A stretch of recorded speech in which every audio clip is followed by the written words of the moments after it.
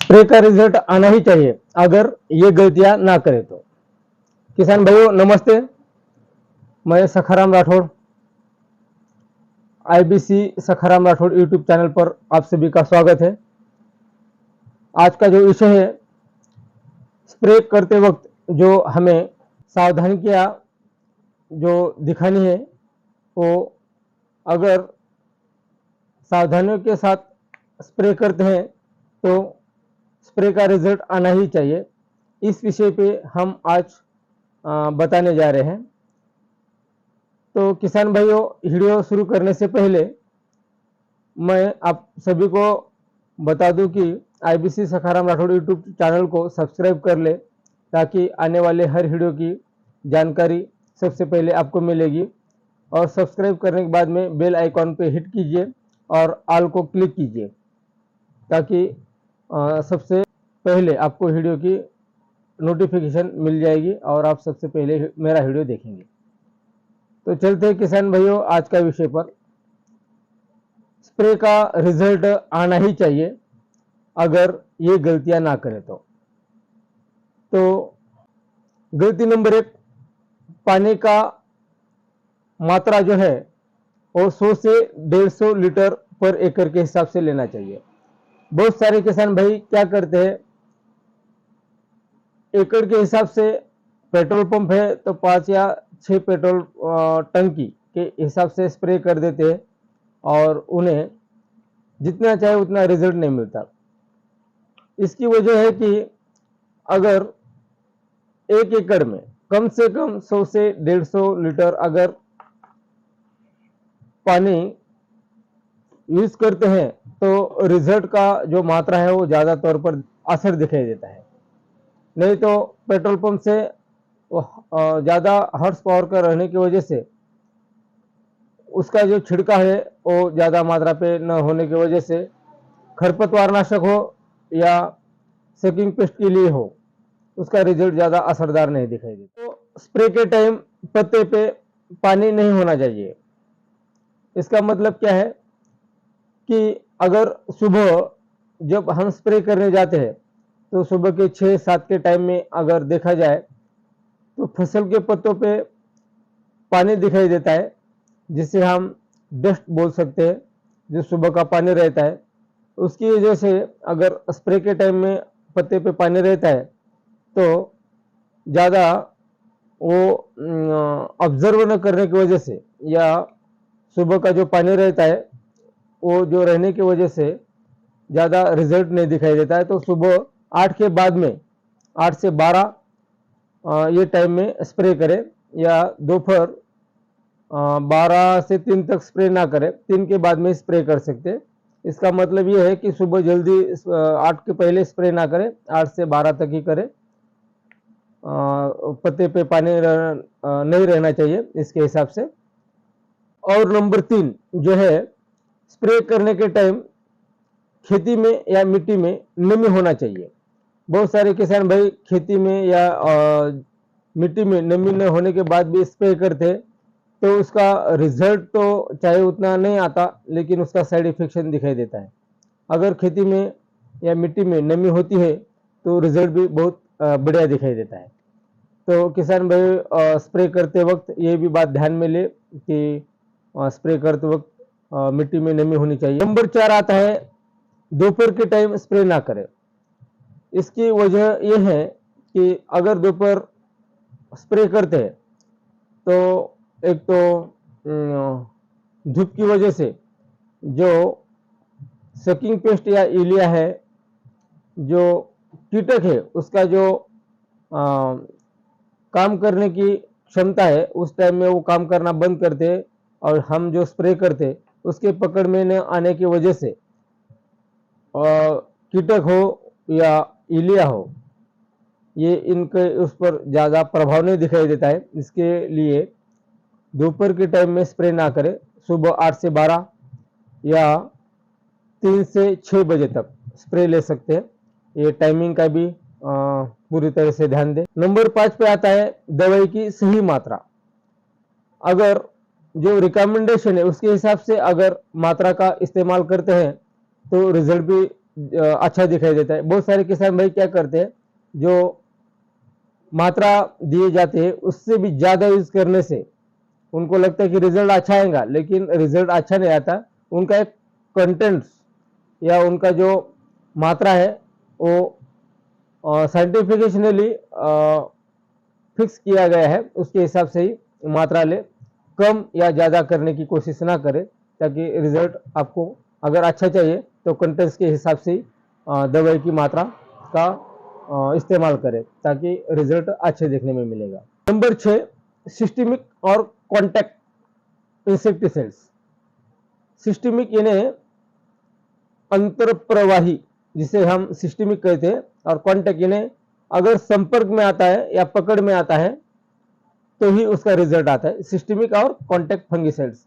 Systemic और contact जो दवाई है उसका प्रभाव आने के लिए, अगर सिस्टमिक है तो वो पूरे पौधे में फैल जाता है। अगर इलिया या सिकिंग पेस्ट का उसको खाने में इस्तेमाल होता है, फसल का पत्ते या जो भी उसका जो पार्ट है अगर खाने में आता है तो वो उससे भी उसकी जो है उसका भी रिजल्ट आ जाता है। और जो कांटेक्ट में, इन्हें कांटेक्ट जो दवाइयाँ है वो जिस टाइम में हम कांटेक्ट इंसेक्टिसाइड्स मारते हैं या दवाइयाँ लेते हैं, जब स्प्रे लेते हैं उस टाइम में अगर वो उसके पकड़ में आती है तभी उसका रिजल्ट दिखाई देता है। ये कांटेक्ट दवाई का रिजल्ट रहता है। लेकिन सिस्टमिक में अगर वो उसके पकड़ में नहीं आती है, अगर वो खाने में आया तो भी उसका इलाज या उसका कंट्रोल हो जाता है। तो सिस्टमिक या कांटेक्ट, इसका भी स्प्रे करते वक्त ये भी बात ध्यान में रखनी चाहिए। नंबर 7, जब हम स्प्रे करते हैं तो कीटकनाशक, फंगिसाइड्स, टॉनिक और खाद, ये स्टेप बाय स्टेप भी डालें। बहुत सारे किसान भाई स्प्रे करते वक्त पहले फंगिसाइड डाल देंगे या खाद डाल देंगे, नहीं तो दवाई है कीटकनाशक जिसे बोलेंगे वो। तो इसके एक सीरियल नंबर से अगर यूज करते हैं कीटकनाशक, उसके बाद में फंगिसाइड्स, उसके बाद में जो टॉनिक है वो टॉनिक, और उसके बाद में खाद, ये अगर सीक्वेंस के हिसाब से अगर इस्तेमाल करते हैं तो उसका भी बहुत बड़ा प्रभाव सकिंग पेस्ट या जो भी रस चूसक कीटक है उस पर अच्छा असरदार दिखाई देता है। तो ये भी बात स्प्रे करते वक्त ध्यान में लीजिए। नंबर 8, एक ही प्रकार की दवाई। बहुत सारे किसान भाई अभी फिलहाल एफिड्स, इन्हें उसे हम एफिड्स, इन्हें काला कीट जो मवा है, मवा के बारे में बहुत सारे स्प्रे जो हो रहे कपास के ऊपर बार बार, जो ब्रांड नेम से उलाला, पनामा जैसे, इस कीटे के 2-2, 3-3 बार स्प्रे हो चुके हैं। तो इससे हो जाता क्या है, एक ही अगर कंटेंट्स के स्प्रे आप हर टाइम लेते हैं तो जो कीटक रस चूसक कीटक जो है उसमें रजिस्ट्रेशन पावर बढ़ जाती है और उसको जितना चाहे उतना रिजल्ट नहीं आता और हमारा खर्चा बढ़ जाता है और रिजल्ट कम आ जाता है। तो इसलिए बार बार एक ही दवाई ना ले, हर टाइम बदल कर जो कंटेंट्स है वो बदल कर लेना चाहिए या अलग अलग कंटेंट्स के हिसाब से स्प्रे करना चाहिए। एक ही कंटेंट्स बार बार ना ले, उसकी वजह से अपना खर्चा ही बढ़ जाता है और जितना चाहिए उतना रिजल्ट नहीं आता।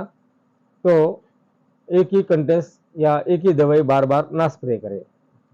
9 नंबर ये बताता है कि टाइमिंग, हम जो स्प्रे करने वाले हैं उसका जो टाइमिंग है वो हम अपने खेती में जब ऑब्जर्व करते हैं, खेती में हर एक किसान भाइयों ने ये सिस्टम यूज करना चाहिए ताकि खेती पूरी घूमने से उसका जो कीटक या जो कीड़ी का जो कीटक कितनी संख्या में आई चुकी है या कितना ज्यादा हमारे फसल को नुकसान पहुंचा रही है, ये समझ में नहीं आता।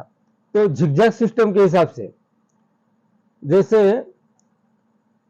हर लाइन में, लाइन के हिसाब से ना देखते हुए जिगजैग सिस्टम से हर एक खेती में 10 से 15 प्लांट यानी पौधे सिलेक्ट कर ले और उस पर मार्किंग कर दे, ताकि हम जाते वक्त वही पौधे को हम ऑब्जर्व करें और उससे हम अंदाज़ा लगा सकते हैं कि हमारा जो प्लॉट है या जो फसल है उसको स्प्रे की ज़रूरत है या नहीं। तो वो जो 15 से 20 जो सिलेक्टेड पौधे हैं उसको ही ऑब्जर्व करें और उससे भी देखने के बाद में हम स्प्रे का निर्णय ले सकते हैं या उसके बारे में सोच सकते हैं।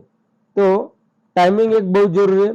जब रस चूसक कीटक हो या इलिया हो, उसको हम वो 10 या 15 पौधे से ही हम बता सकते हैं या देख सकते हैं कि अपना प्लॉट स्प्रे के लिए तैयार है या नहीं। नहीं तो पड़ोस वाला किसान भाई स्प्रे कर रहा है या खाद डाल रहा है तो हम भी उसके हिसाब से ना करें, ताकि हमारे प्लॉट की कंडीशन के हिसाब से स्प्रे करें और वो भी टाइम पे करें। टाइम पे करने का मतलब वो प्लांट सिलेक्शन कर ले 10 से 15 अपने खेती के हिसाब से, एरिया के हिसाब से, और उसको ही ऑब्जर्व करें ताकि हमें स्प्रे के लिए समझने के लिए आसानी होगी। नंबर 10 ये बहुत ही महत्वपूर्ण है। हमारे बहुत सारे किसान भाई सोचते हैं कि अगर बारिश का टाइम है या बादल छा रहे हैं, स्प्रे कर रहे हैं, तो भी हम चिपको इन स्टिकर का इस्तेमाल करेंगे।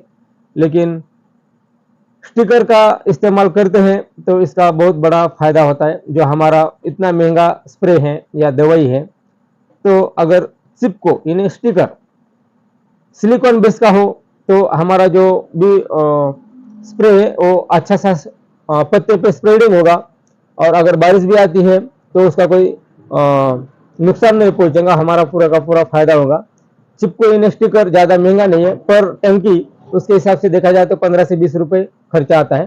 तो हर स्प्रे में, मतलब हर स्प्रे में अगर चिपको इन स्टिकर लेते हैं तो उसका ज़्यादा से ज़्यादा फायदा होता है, और किसान भाइयों को जो दवाई का खर्चा है उसमें भी बचत होती है। तो चिपको इन स्टिकर जरूर ले। अगर ये 10 गलतियां अगर नहीं करते तो 100% स्प्रेइंग का रिजल्ट आना ही आना है। तो किसान भाइयों, आज का जो वीडियो था ये स्प्रेइंग के बारे में था। ये अगर आप दक्षता लेते हैं या इसका इस 10 जो उपाय योजना है, इसके 10 बातों की जो अगर आप अवलंबन करते हैं तो जरूर अच्छे से अच्छे रिजल्ट आएगा। इसमें कोई शिकायत नहीं रहेंगी, ताकि बहुत सारे कीटनाशक ये बहुत महंगे हो चुके हैं। तो ये दक्षताओं के हिसाब से आप स्प्रे करें और अपना फायदा जरूर ले। अपना छोटा भाई सखाराम राठौड़ आपको हर समय आपको ज़्यादा से ज़्यादा किसान भाइयों के लिए इंफॉर्मेशन जरूर देता रहेगा। हर हालत में मैं आपको अच्छे से अच्छे जानकारी देने की कोशिश करूंगा। तो वीडियो को जरूर सब्सक्राइब, लाइक और कमेंट जरूर करें और अपने दोस्त रिश्तेदार को शेयर करें। आज का वीडियो कैसे लगा जरूर कमेंट बॉक्स में बताएं, और आने वाले हर वीडियो की जानकारी पाने के लिए सब्सक्राइब, लाइक जरूर करें। जय हिंद, जय भारत।